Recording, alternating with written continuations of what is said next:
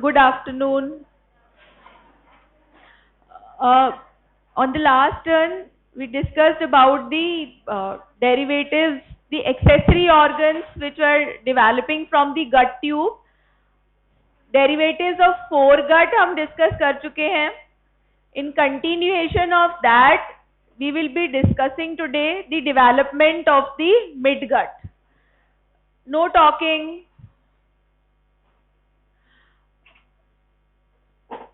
पूरा GI system कौन से जर्म लेयर से डिराइव्ड है बेसिकली? एक्टोडर्म, मीजोडर्म और endoderm. It is the mesoderm भी है उसमें, पर it is basically the endoderm. The GI tube is an endodermal tube. It is extending from where to where. कहां से कहां तक एक्सटेंड करती है? From the mouth to anus, or we can say in the embryo this is the buccopharyngeal membrane, and then at this end there is cloacal membrane. So GI tube extends from the buccopharyngeal membrane till cloacal membrane, and it is an endodermal tube. Now we have divided this whole tube which is extending from the head end of the embryo to its tail end into three parts: the foregut, midgut and hindgut. कैसे हमने इसको तीन parts में divide किया था? मतलब what were the events which led to its division? The folds. Folding हुआ 4th week में. बात मत करो. 4th वीक में फोल्डिंग हुआ. कितने फोल्ड्स बने? कुछ तो आंसर किया करो. कितने फोल्ड्स बने? 4. कौन कौन से? Head fold, tail fold and there were 2 lateral folds. तो ये जो एंडोडर्मल ट्यूब है, इसका जितना पार्ट वो हेड फोल्ड में चला गया उसको हमने क्या बोला? फोरगट. फिर जितना पार्ट टेल फोल्ड के अंदर आ गया उसको हमने क्या बोला? Hindgut. And the part which was left in between and which was in continuation of the yolk sac. जो yolk sac cavity पहले इतनी बड़ी थी वो छोटी हो गई, लेकिन ये जो gut tube है उसका कुछ part उसके direct continuation में था. That part we named it as hindgut. As such ये पूरा का पूरा tube कैसा है? Continuous है. Adults में भी continuous है और embryo में भी कैसा है? ये continuous है. बस वो फोल्डिंग्स की वजह से हमने इसे फोरगट, मिडगट और हाइंडगट में डिवाइड कर लिया. अब मुझे बस ये बता दो कि कहां से कहां है फोरगट और मिडगट का junction? In the second part of the duodenum at the opening of the bile duct and the pancreatic duct. तो इससे प्रॉक्सिमल जितना पार्ट है वो सारे किसके डेरिवेटिव्स हैं? फोरगट के. डिओडेनम के सेकेंड पार्ट से लेके कहां तक डेरिवेटिव्स है मिडगट के? Right 2/3, and there is junction of midgut and hindgut in the transverse colon. The proximal 2/3 of the transverse colon is derived from midgut and lateral 1/3 is derived from the hindgut. और उसके distal जितना भी है वो hindgut derivatives हैं. So today we will be discussing the derivatives of this midgut part. So what are the events which occur during the development?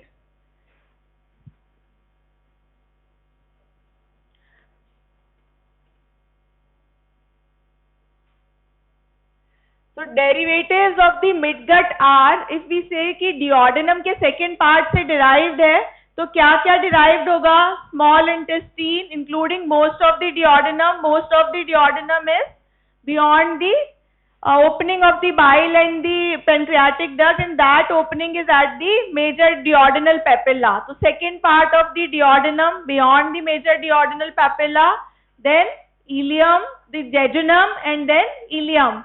Then ileum opens into cecum. So cecum is also derived from the midgut. Then ascending colon, transverse colon till its proximal 2/3 part. So derivatives of the midgut are the distal part of the duodenum, the cecum, appendix, ascending colon, and right half or 2/3 part of the transverse colon. And all these midgut derivatives are supplied by the superior mesenteric artery, which is a ventral branch of the abdominal aorta. The foregut derivatives are supplied by celiac trunk, that is the artery of the foregut, and artery of the hindgut is inferior mesenteric artery, so hindgut derivatives will be supplied by that.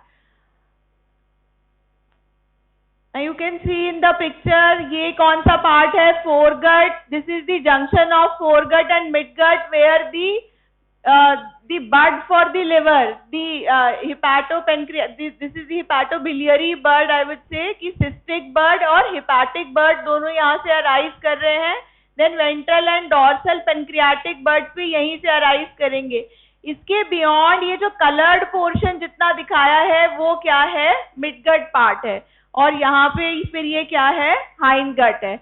अब midgut देखो, यहाँ पे midgut portion is communicating with the yolk sac with the help of a duct. That duct is known as vitellointestinal duct. So midgut communicates with the yolk sac cavity through a duct, that is the vitellointestinal duct. And you can see this is the superior mesenteric artery, this is the celiac trunk or the celiac artery, and then the branches of the inferior mesenteric artery. अब जहां पर ये yolk sac के साथ में जिस portion से ये कम्युनिकेट कर रहा है, बाद में यही पोर्शन जो है वो क्या है? कनेक्टिंग स्टॉक है. जाना है? कनेक्टिंग स्टॉक है, और इसी वाले पोर्शन में क्या बनेगा? Future umbilicus will be developing in this region. So this portion is the connecting stalk. One more structure which will be coming to the umbilicus or to the connecting stalk. This structure is the cloaca. This structure is the allantois. It is a diverticulum from the cloaca. So in the cloaca will develop, half of the cloaca or anterior portion of the cloaca will be utilized for the development of the urinary system. The urinary bladder will be derived from that.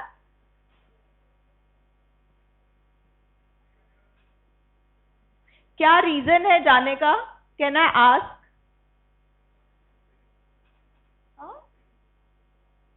तो पहले नहीं हो रहा था जब आए थे? अच्छा, बहुत ही खुशी की बात है, तुम्हारे फेस से दिख रहा है वो तो. Anybody else, if somebody else wants to go, तो that student can also leave. इसके बाद क्योंकि तुम फिर उठ के नहीं जा पाओगे.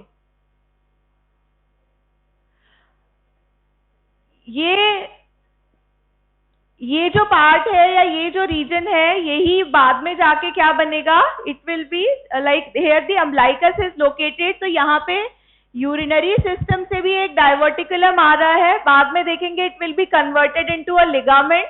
सो दिस डाइवर्टिकुलम इज allantois. तो अब मुझे एक बात बताओ कि what are the structures which pass through the umbilical cord? What are the structures? Umbilical artery. How many umbilical arteries and how many umbilical veins are there?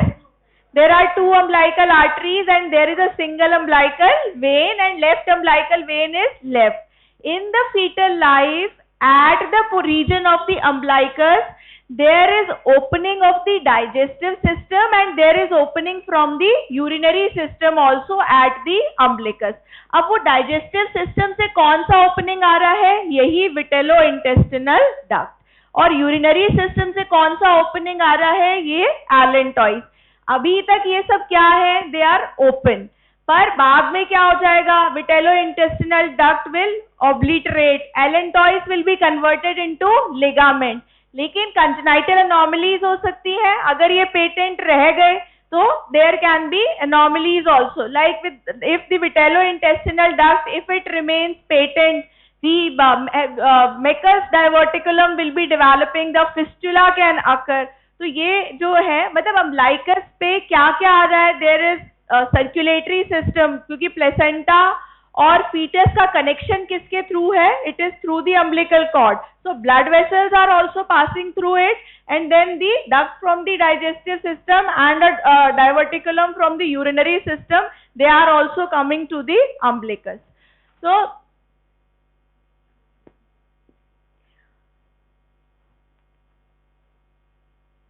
now you can see the midgut like it is protruding through the vitellointestinal duct. इसके development में foregut जब develop हो रही थी तो क्या हो रहा था, रोटेशन हो रहा था, स्टमक में रोटेशन हुआ. लिवर कैसे डेवलप हुआ, लिवर एक डाइवर्टिकुलम के फॉर्म में, हेपेटिक डाइवर्टिकुलम जो है वो डेवलप हुआ या आउट पाउचिंग डेवलप हुई. पैनक्रियास के लिए दो बर्ड्स बने, ventral pancreatic bird and the dorsal pancreatic bird. अब मिडगट जब डेवलप हो रहा है तो ये जो स्ट्रेट ट्यूब है it has started protruding towards the umbilicus. So you can see the midgut is protruding towards the umbilicus. This is the vitellointestinal duct, and you can see the artery is also the superior mesenteric artery. It is also like going outwards towards the umbilicus. Then a physiological umbilical hernia occurs at the age of the 6 weeks. मतलब क्या होगा कि जो gut में जो gut tube अभी inside the cavity of the foetus थी, it will herniate through the umbilicus of the embryo and it will come outside. So the midgut loop, you can see it is suspended from dorsal abdominal wall with an elongated mesentery. हर किसी के लिए एक peritoneum fetal life में तो है, बाद में हो सकता है वो डिजेनरेट कर जाए या फिर परसिस्ट करे. तो मिडगट के लिए भी क्या है, there is mesentery, and as it elongates, a U-shaped loop of the gut, it projects into the extraembryonic coelom into the proximal part of the umbilical cord at around the age of 5th week. 5th week में वो protrude कर रहा है, 6th week में वो umbilicus के बाहर चला जाएगा. तो मतलब during the age of 6 to 10 weeks, the midgut remains outside the umbilicus, and that condition is known as the physiological umbilical hernia. और 10 weeks में क्या होगा, it will come inside. मतलब 6 weeks में बाहर गया और उसके बाद में 10 weeks में अंदर आ जाएगा. अब ये बाहर क्यों जाता है, हमने जब लिवर का डेवलपमेंट पढ़ा था, क्यों जा सकता है बाहर? Yes, liver is occupying most of the abdominal cavity in the fetus. हमने देखा था लिवर जो है उसका जो वेट था वो प्रोपोर्शनेटली बहुत ज्यादा था. Then kidneys also started enlarging, so kidneys and liver they occupy most of the space. And then what is the length of the small intestine? 6 metre. So it is like it is so much, है ना. Large intestine का length 1.5 metre ही है, इसका 6 metre है. तो loops का length ज्यादा है, प्लस लिवर जो है that is quite enlarge. So the gut is pushed, midgut is pushed outside the body of the embryo at the age of around 6 weeks.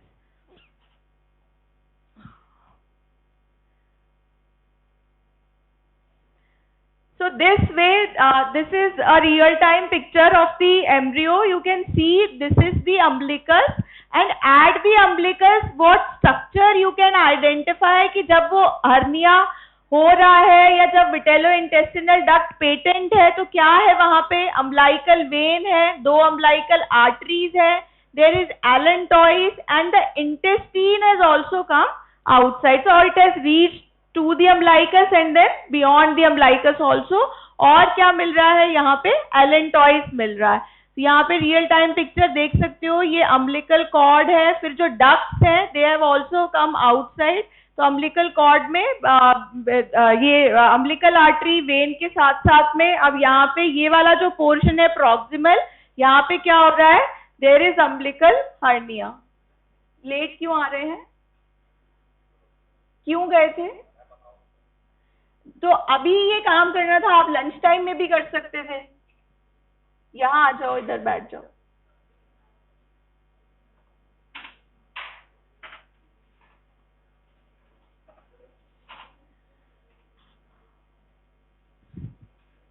So midgut loop communicates with the yolk sac through a duct. That duct is known as vitellointestinal duct, and this is patent until the 10th week, and then it is obliterated. Then umbilical herniation occurs because there is no, you have correctly asked, there is no enough room in the abdomen for the rapidly growing gut, and because of the massive liver and the 2 enlarged kidneys. So midgut, it protrudes outside between the age of 6 to 10 वीक्स, और liver और kidney है बहुत बड़े। अच्छा, जब और क्या इवेंट हो रहा है during the development of the midgut? There will occur rotation of the midgut. अब वो रोटेशन कैसे होता है? Total 270 degree of rotation occurs. First there is 90 degree and that is anti-clockwise. Then again 90 degree anti-clockwise and then again 90 degree. So total of 270 degree rotation occurs. अब कैसे ये बाहर जा रही है? पहले ये यहाँ पे देखो, ये जो डक्ट है it is going like midgut जो है वो बाहर की तरफ जा रहा है। फिर यहाँ देखो कुछ इंटेस्टिनल लूप्स जो हैं दे हैव स्टार्टेड फॉर्मिंग। ये जो स्मॉल इंटेस्टीन है वो ज्यादा कॉइल दिखाया है और जो लार्ज इंटेस्टीन है उसमें लूप्स जो है वो कम है। अच्छा, जो स्ट्रेट डक्ट था पहले, जो ट्यूब था वो कैसा था एम्ब्रियो के बॉडी में? That was straight from the mouth and till the anus. जब वो प्रोट्रूड होगा तो इसमें क्या हो जाएगा? To limbs will be formed. One will be the cranial limb and second limb will be the caudal limb. So there are derivatives of the cranial limb and then there are derivatives of the caudal limb. So till ileum they are derived from the cranial limb and from cecum till transverse colon they will be derived from the caudal limb. और limb इन दोनों को हम कैसे differentiate कर रहे हैं कि superior mesenteric artery के ऊपर जो limb है वो कौन सा है? cranial limb। सुपीरियर मिसेंट्रिक आर्टरी के नीचे यहाँ पे ये जो लिम्ब है वो कौन सा है? Caudal limb. और ये यहाँ पे इस वाले जंक्शन पे ये विटेलो इंटेस्टिनल डक्ट भी है। ठीक है, तो ऐसे हमने डिफरेंशिएट कर लिया। ये गट जो है वो बाहर जा रहा है and then it will be coming inside. पर इस पूरा बाहर जाने और अंदर आने में ये रोटेट कितना हो रहा है? टोटल 270 डिग्री रोटेशन इसमें हो रहा है। अब ये रोटेशन कैसे होता है? देखो, एक लिम्ब क्रेनियल है, दूसरा लिम्ब कैसा है? कॉर्डल है। तो जिस साइड थंब है वो क्रेनियल है, जो सेकेंड ये जो एस्पेक्ट है पाम का, मेरा मतलब मीडियल हो गया, ये कॉर्डल है। तो पहला रोटेशन होगा वो कैसा होगा? Counter clockwise. तो क्रेनियल लिम्ब किस तरफ आ जाएगा? राइट साइड में, और कॉर्डल लिम्ब किस तरफ आ गया? लेफ्ट साइड में। अब बात क्या है, तुम लोग भी खुद भी रोटेट करके देख सकते हो। ये क्रेनियल लिम्ब है, ये कॉर्डल लिम्ब है, रोटेट करा काउंटर क्लॉकवाइज, राइट और लेफ्ट हो गया। लेकिन मुझे एक बात बताओ, सीकम बॉडी में कहाँ है? राइट में है, लेफ्ट में है? राइट में है, लेकिन वो डेवलप किससे हो रहा है? कॉर्डल लिम्ब से। तो एक रोटेशन होने के बाद में कॉर्डल लिम्ब किस तरफ चला गया है? लेफ्ट साइड में। इसको कहाँ आना चाहिए था? राइट साइड में। तो 180 डिग्री एक पूरा रोटेशन जो किस फॉर्म में होगा? 90 डिग्री पहले होगा और 90 डिग्री बाद में होगा, लेकिन टोटल 180 डिग्री होने की वजह से क्या होगा? Caecum will come, it lies in which quadrant? Right iliac quadrant. So that means the cecum will come inside. It will like pass through the left iliac quadrant. It will pass through the upper epigastrium, the right hypochondrium, and then it will descend down and reach to the right iliac quadrant. तो cecum को अपनी जगह पे लाने के लिए again ये जो 180 डिग्री रोटेशन जो है वो होना है। तो टोटल कितना रोटेशन हुआ मिडगट में? 270 degree, first 90 degree and then the 180 degree. हुआ क्यों? क्योंकि 90 डिग्री के बाद में जो सीकम है उसको अपने जगह वापस आना था। अब यहां से देखो, जब ये प्रोट्रूड कर रहा है तो इस फॉर्म में जा रहा है, मतलब एक ट्यूब जो है वो बाहर जा रही है, लेकिन बॉडी कैविटी में आके इनको अपने जगह पे प्लेस होना है, इनका एक्सेस ही चेंज हो जाता है। रोटेशन इसलिए भी रिक्वायर्ड है कि पहले वो एक वर्टिकल एक्सेस में रोटेटेड है जब वो बाहर जा रहे हैं, और बॉडी में आके उन्हें जिस एक्सेस में आना है, so that is why the rotation is essential. So you can see in the picture, this is the cranial limb, this is the caudal limb. ये रोटेट होगा 90 डिग्री। जब रोटेट हो गया तो cranial limb जो है वो राइट साइड में चला गया, caudal limb जो है वो लेफ्ट साइड में चला गया। उसके बाद में वापस जब 180, ये नेक्स्ट 90 है, इसके बाद जो रोटेशन होगा अपनी जगह ये वापस आ जाएगा caecum. So there will be two limbs. It has got a cranial limb and a caudal limb. The yolk stalk क्या है? विटेलो इंटेस्टिनल डक्ट है. It is attached to the apex of the midgut loop where the two limbs join. जो अभी हमने इसके पहले limbs देखे थे उनको हमने डिवाइड ही किस फॉर्म में किया है कि जहां पे क्या अटैच्ड है? Vitello intestinal duct. You can see in the picture, this is the cranial limb, this is the caudal limb, और ये जो है वो है विटेलो इंटेस्टिनल डक्ट. तो इसके ऊपर वाला जो पार्ट है वो क्रेनियल है और ये वाला पार्ट क्या है? कॉर्डल है. तुम लोग कंटिन्यूअसली बात करो तो मैं अटेंडेंस नहीं दूंगी मैं.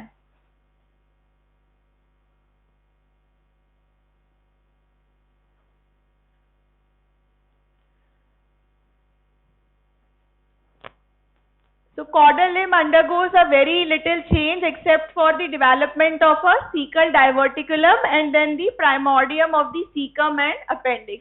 मतलब उसी जो गट जो ट्यूब थी वहीं से एक सीकम के लिए अलग से डाइवर्टिकुलम निकल जाता है. तो अब क्या क्या रोटेशन हुआ? While inside the umbilical cord the midgut loop rotates 90 degree counterclockwise and the axis of the rotation is around the superior mesenteric artery. जो superior mesenteric artery थी उससे 90 degree during rotation the cranial limb elongates and it forms the jejunum and ileum. First वाले picture में हमने देखा था कि यहाँ पे इन्होंने वो लूप्स नहीं दिखा रखे, लेकिन जब ये अम्बिलिकल कॉर्ड के अंदर जा रहा है तब यहाँ पे ये जो लूप्स है या कॉइलिंग हो गई है. सो इट इज शोइंग कि jejunum and ileum they have form. So they will be formed. Then you can see in the picture again the three rotations, the first 90, the second 90 and the third 90. You can identify here the position of the cecum also. Cecum देखो ये कहाँ है? एक जो सब hepatic position है, मतलब अच्छा हाँ लिवर के नीचे. मतलब दैट मीन्स कि एक बार तो ये प्रोट्रूड हुआ गट, उसके बाद जब वापस आ रहा है तो सीकम क्या है? वापस किस साइड से आएगा? It will be lying on to the left side. तो लेफ्ट साइड से पूरा ट्रैवल करने के आने के बाद में it will reach to a sub hepatic position and the arrest of the caecum in that position can occur. It may be like मतलब एसिम्प्टोमेटिक भी हो सकता है. कई बार यूएसजी में पता लगता है कि जो सीकम है that is lying at the sub hepatic position, और सिम्प्टोमेटिक भी हो सकता है कि if it is obstructing something और it might be obstructed by something. तो सब हिपैटिक पोजीशन से it has to reach to the right iliac fossa, फिर वापस से ये नीचे आके अपना जो उसका पोजीशन है उधर आके ये लाया करता है. तो 10th वीक पे so during the 10th week the intestine returns to the abdomen. At 6th week, at 5th week it starts protruding. 6th week it goes outwards, and at around the age of the 10th week it returns to the abdomen. The small intestine returns first and then the large intestine returns, and all the rotations which are occurring, they are the anti-clockwise or the counter-clockwise rotations they are occurring, and later the cecum occupies or the large intestine occupies the right side of the abdomen. ये जो था, और क्या होगा midgut के development में? There will be the mesenteries of the ascending colon and descending colon, they will disappear. What is the difference between the term omentum and mesentery? Omentum is attached to, omenta are the peritoneal folds which are attached to stomach. How many omenta are there? 2, the lesser omentum and the greater omentum. And mesenteries are the peritoneal folds which suspend intestines.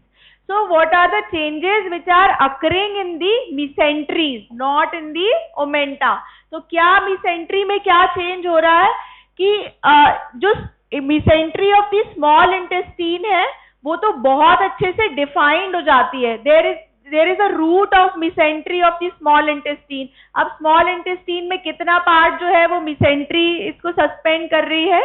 Basically jejunum and ileum, they are suspended by the mesentery, and there is root of mesentery of the small intestine. वो उसके क्या attachments होते हैं root of mesentery of small intestine के? From the duodenojejunal flexure till the till the ileocaecal junction. तो ये जो oblique attachment है वो क्या है, रूट ऑफ मिसेंट्री को एक ओब्लीक अटैचमेंट मिल जाती है। और क्या हो रहा है during development, the ascending colon and the descending colon they will like pass to the they will reach to the posterior abdominal wall and they will lose their mesentery। क्योंकि mesentery क्या है, इन्हें मूवमेंट प्रोवाइड कर रही है, एक fold है। तो स्मॉल इंटेस्टीन का वो जो फोल्ड है वो इंटैक्ट रहा, it retains its mesentery। the ascending and descending colon they will lose their mesentery and they will touch directly the posterior abdominal wall and they will the paracolic gutters will also be formed। यहाँ पे जहाँ जहाँ disappear हुआ है, जब तुम देखोगे वहाँ कैडेवर में असेंडिंग कोलोन के साइड में भी बहुत सारा स्पेस है और डिसेंडिंग कोलोन के साइड में भी बहुत सारी स्पेस है।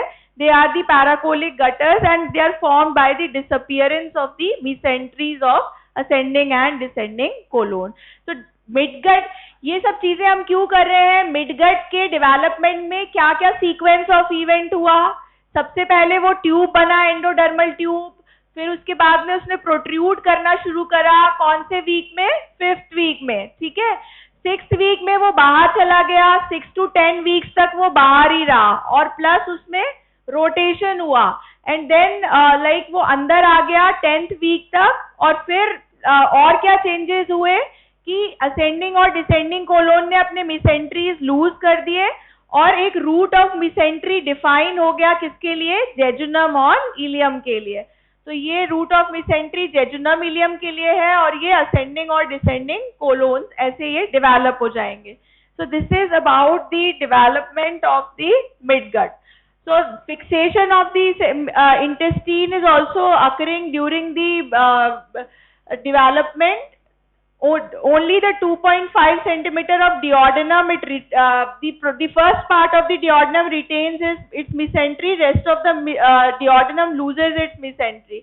Then ascending and descending colon also become retroperitoneal. Then the cecal bud also gives rise to certain other structures। Caecum तो बन ही रहा है, उसके साथ में जो सीकल बड होता है इसमें एक और डाइवर्टिकुलम हो जाता है, that is for the appendix. And you will learn, ये क्लास हो गया है क्या सीकम अपेंडिक्स का? There are different positions of the appendix also. ये बड कहाँ से अराइज हो रहा है उस पर डिपेंड करता है कि अपेंडिक्स का क्या पोजीशन है, पेल्विक पोजीशन है, 3 o'clock पोजीशन है, ऐसे different positions of appendix can occur because of the different position of the bud of the appendix. अब जितना हमने ये मिडगट पढ़ा, जो नॉर्मल डेवलपमेंट पढ़ा, उससे क्या रिलेटेड हो सकता है, anomalies of the midgut. So these anomalies can be associated with the during the development of the midgut. First anomaly is the Meckel's diverticulum. It arises from the anti-mesenteric border of the ileum and like it goes towards the vitellointestinal duct. There can be omphalocele, the congenital umbilical hernia. आगे slides में आएंगे, इसका description जो है, अगर वो जो physiological umbilical hernia हुआ था वो परसिस्ट कर गया till birth, have seen a baby जिसमें ओम्फेलोसील था, मतलब umbilical hernia was covered by a membrane that was omphalocele, तो ऐसा भी हो सकता है। Then abnormal rotation of the gut can also occur, वो काउंटर क्लॉकवाइज नहीं हुआ, क्लॉकवाइज हो गया रोटेशन, तो the abnormal rotation, non rotation of the midgut can also occur, mixed rotation, there can be volvulus, जो ट्विस्टिंग हो जाता है इंटेस्टीन का, ऑब्स्ट्रक्शन क्रिएट करेगा, that can also occur, reverse rotation, sub hepatic caecum and appendix, internal hernia and midgut volvulus. So these are the congenital anomalies associated with the midgut। Process ही पूरा इतना complicated है, जितना वो है तो जितना ज्यादा कॉम्प्लिकेटेड प्रोसेस होगा उतनी ज्यादा congenital anomalies होने के चांस होते हैं। So these are the, so this is the Meckel's diverticulum. You can see it is like a diverticulum protruding from the antimesenteric border of the ileum. It can reach till the umbilicus. अब ये जो है it is more common in males, then 2 to 4% of population में ये हो सकता है, ये विटेलो इंटेस्टिनल डक्ट जो है वो पूरा का पूरा सिर्फ डाइवर्टिकुलम बन गया तो ठीक है, लेकिन डाइवर्टिकुलम के साथ में अगर ये दोनों एंड्स पे पेटेंट रहा तो क्या होगा? Intestine will be connected to exterior, then it should be a fistula. Fistula बन सकता है, और क्या हो सकता है? There can be sinus, there can be cyst. देखो अगर पूरी की पूरी डक्ट पेटेंट रही यानी दोनों एंड पे वो मतलब कनेक्टेड है तो क्या है? फिस्टुला है। अगर बीच में से कहीं कुछ दोनों बीच में से यहाँ पे सॉलिड स्ट्रक्चर बन गया तो बाहर कोई कनेक्टिविटी नहीं है, सिर्फ यहाँ पे ये फाइब्रस कॉर्ड एसोसिएटेड है, इस साइड से वो सील्ड है। सिम्टोमैटिक भी हो सकता है, एसिम्टोमैटिक भी हो सकता है, ठीक है। डाइवर्टिकुलम कहाँ से प्रोट्रूड हो रहा है? इलियम से towards the vitello intestinal duct. It may be open to the exterior और it might not be open to the exterior. If it is open towards the exterior, it is a fistula, and these things have to be repaired surgically. तो इसे repair करना होता है। So this is the omphalloenteric fistula, दोनों ends open है। और क्या बन सकता है? यहाँ पे volvulus, ये twisted हो सकता है। So this is the volvulus of the diverticulum. There can be a cyst, यहाँ पे बीच में एक कैविटी बन गई, दोनों एंड्स जो हैं वो अपनी जगह हैं, so there can be vitelline cyst also, and then the artery can also pass through the cyst. Now this is the omphalocele. ये देख लो बहुत कॉमनली मिल जाता है, मुझे एक पोस्टिंग में ये मिल गया था। ऐसे बेबी जो है हर्निया मतलब अम्बिलिकल हर्निया हुआ और यहाँ पे when it is covered by a membrane, then that condition is known as omphalocele. That means intestines have protruded but they are covered by the membrane, so that is omphalocele. So failure of the intestine to return to the abdominal cavity at 10th week of the intrauterine life. Then what else can occur? The non-rotation or the mixed rotation. कोई rotation नहीं हुआ, caudal limb will enter first. पहले कौन कर रहा था? Normally क्या हो रहा था? स्मॉल इंटेस्टीन पहले एंटर कर रहा था। अगर रोटेशन नहीं होगा तो लार्ज इंटेस्टीन पहले एंटर कर जाएगा। There can be mixed rotation and volvulus. Volvulus is like twisting of the intestine and that can lead to obstruction. So failure of the final 90-degree rotation, cecum will lie just inferior to the stomach and it will be fixed to the posterior abdominal wall. Fixed like what? मतलब किससे fix? It is correctable. It is correctable. Like the intestinal loops which have protruded out, they are like pushed back inside the intestine and then the gap is repaired.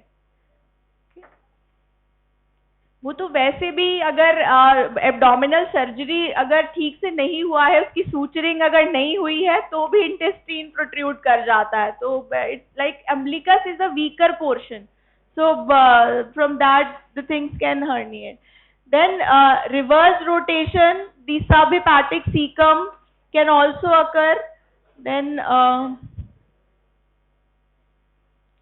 now next is the development of the hindgut. तो हमने foregut देख लिया, midgut देख लिया जिसमें 270 degree rotation होता है, and the next topic which is in line is the hindgut.